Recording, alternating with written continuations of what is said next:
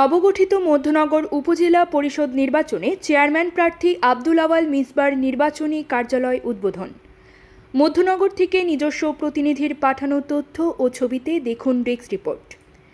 সুনামগঞ্জের মধ্যনগরে আসন্ন উপজেলা পরিষদ নির্বাচনকে সামনে রেখে চেয়ারম্যান পদপ্রার্থী আব্দুল আওয়াল মিসবার নির্বাচনী কার্যালয়ের উদ্বোধন করা হয়েছে।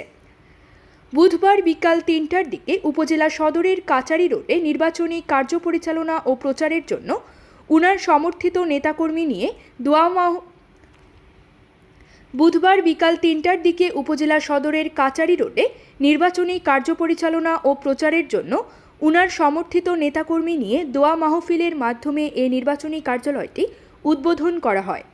এ সময় চেয়ারম্যান প্রার্থী আব্দুল আওয়াল মিসবা উপজেলাবাসীর দোয়া ও ভোট কামনা করে বক্তব্য দেন। এ সময় উপজেলার বিভিন্ন গ্রাম থেকে আসা উনার সমর্থিত নেতাকর্মীরা উপস্থিত ছিলেন।